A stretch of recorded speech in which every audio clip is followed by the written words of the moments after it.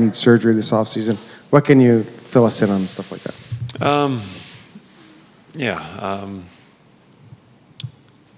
With Connors, I'm not sure what the process is going to be and how bad it was. I don't have very much information to give you with Connors. Leon battling things throughout the playoffs, ribs, hands throughout the playoffs. Certain times it was worse than others, but there was games where I wasn't sure he was going to play, but he fought through it and played very well in those games. And then Evander, obviously, with the sports hernia, something that's been bothering him throughout the season, and got to the point where it just limited his game, and unfortunately, we missed him. Just to jump, what was Connor's injury? Or was there some specific with Connor? I'd rather not say. I'll leave that up to the medical staff to say that. And I guess I know it's still fresh and it still hurts, and it's going to probably hurt for a little bit in the summer, but can you reflect on the season and when you got here and how the team was kind of at the bottom and kind of being able to get them to where you're at? Yeah, I think it's unfortunate. You often get defined on winning and winning that last game, and we're so close to winning it, but I don't know. I think there's so many positives throughout the season that we should be happy about. Obviously, we got a group that's very disappointed, angry, upset that we didn't win Game 7. But, I felt, 5 more minutes, we would have tied that game up. A couple loose pucks that we just couldn't get our sticks on. But that's a game, and Florida's a very worthy champion, and we have a lot to look forward to next season. Kris, just over here on the far side. I can't forget cramps with Leon, though, too, right? He had a lot of those, too. Sorry, I was just joking. What's your biggest takeaway from that playoff run? Like, was it Vancouver series and coming back a couple times, Dallas, or even Florida? What especially the last 3 rounds, what's the biggest takeaway there? Absolutely. We're down 3-0 against Florida. Being able to come back to make it 3-3. Game 7, we're down 1-0. We tie it to make 1-1. That for me is the highlight of the year. Just being able to come back where very few thought we had an opportunity to do it. Obviously, it's a very difficult task. Done once before in history, and I think just with the players sticking with it, they've done it so many times through the regular season, through the playoffs, and I think that was definitely the highlight of our year. Kris, what did you learn as a coach first time around in the National Hockey League, and how different was it from regular season and then you got to the playoffs, coaching in the playoffs? It actually, the pressure of the playoffs is higher than the regular season, obviously. But during the playoffs, you actually have more time to reflect on what's going on. And the reason why is because you're not caught up in pre-scouts. You're not playing a different opposition every single night. So your work is done. So you have more time to actually think about what happened the previous game and what you actually need to do the next game, and you spend some time on what the message is going to be, what the players need to hear, and polish up your presentation a little bit more than in the regular season, just because of you're in Minnesota one night and then you're into Winnipeg and then you might come back to Calgary and then eventually a home game in Edmonton, and it's just difficult because you're just playing different team and different pre-scouts, but in the playoffs you get a little more time to reflect on what had happened and what the team needs and what you're doing moving forward. But I don't know. I think after the season, after I get a week or two to catch up on some sleep and reflect on the season, I'll probably have a little bit different perspective. We're going to spend some time didn't do my exit meetings with the players yet. I think it's beneficial for everyone to reflect on the season and then talk about it. So I think the players, just giving them a few days to think about how things went and what needs to be better and what we need to change. Coaching staff also. And then I'll probably have a really good sense on how the year went and what I need to do to grow as a coach. Kris, when you came in here, you know, lots of coaches, they come time they want to pick their own staff or not. You hadn't worked a lot with Paul or Mark or Glenn Galtson and even Dustin Schwartz. Now that you have, do you have any plans? Do you expect to make changes? Have you talked to your coaches about the future, or do you want to bring the whole gang back? Yeah, coming in, having a coaching staff is very, very important. You guys are working together, and everyone's got different strengths, weaknesses, and it's important that you guys are all in sync. And here I come into this, and I had no say whatsoever on who the staff is going to be. Everyone was staying put, or Paul was joining, and really I didn't know these guys at all. And even if I had a clean slate that day over what it was, November 15th, when I came here and was given the opportunity to go out and pick my staff and hire who I wanted to, I don't think I would have been able to get a staff as qualified and capable as the one I have here. I don't know what we are doing moving forward. I assume everyone's coming back. I would like everyone to come back. I think we worked well together. I think everyone's got different strengths. But as I said before, I don't think I could have had a better group to work with. Hi, Kris. You knew that Leon Draisaitl was a great hockey player long before you got here, but after spending the better part of a year in the room and on the bench with him, and you see the drive and the toughness, to give you a little better perspective of what he means to the team? Yeah, Leon's a very valuable part of this team, and that's quite an understatement. You see the goals and the assists and what he does 5-on-5 and the power play definitely.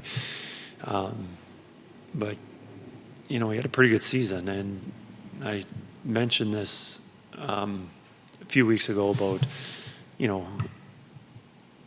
his role with the team and who he's playing with. And you look at the superstars in the NHL, and the Kucherov plays with Point, and McKinnon with Rantanen, and Matthews with Marner, and everyone's got these superstars have stars to play with, and some of these stars have other superstars to play with on a regular basis on their line. And you look at Leon's line mates throughout the season, and they're good players. They're good players, but they're not at the same caliber some of these other superstars get to play with. So I think a lot of credit to Leon for playing as well and contributing as much as he did. And for a coach, never having to deal with a disgruntled player complaining about his situation and just accepting it and wanting what's best for the team. And I haven't coached many superstars. I think I'm very fortunate to have the superstars that I have, because one, they're incredibly talented, but they're also very dedicated to the team's success. And for a coach, that makes things a lot easier to manage your team. So in getting to Game 7 of the Stanley Cup Final and seeing what it took for your team, do you have the sense now that we're here now, we're going to be back next year, or do you have the other appreciation of just how difficult it is and nothing is taken for granted? Oh, you're always hungry to do more and win that last game. But you know how difficult it is. It's a lot of things have to go well to get into that position. Your goaltending has to be solid throughout. Your power play has to be good. Your health has to be good. You can't have key injuries at the wrong time. You got to get lucky. Like, so many things have to line up. I think we've got a good foundation to make a run like this next season and years beyond. But a lot of things have to line up. And, I'm very confident in us having the opportunity. I'm not guaranteeing anything, but I think we've got a good team that we can be in this situation like we were this season, and being able to win that last game.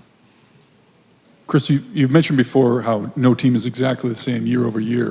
What are your thoughts on the list of pending free agents and what they've meant to this team in this run?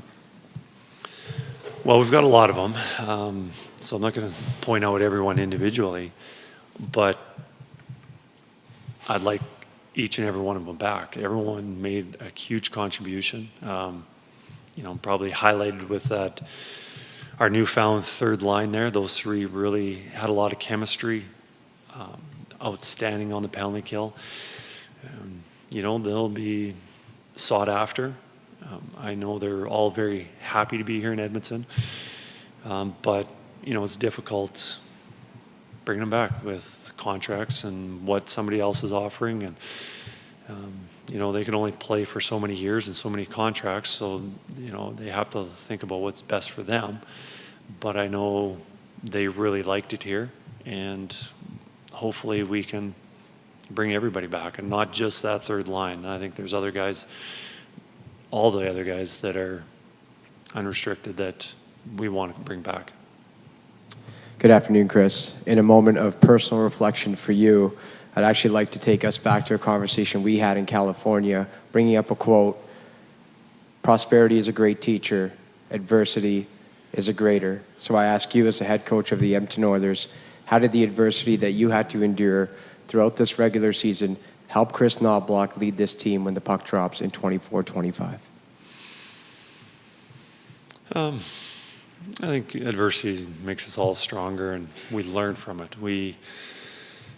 There's adversity happens, it's you either have to adapt or you run away from it. And obviously, if you run away from it, you're not getting better.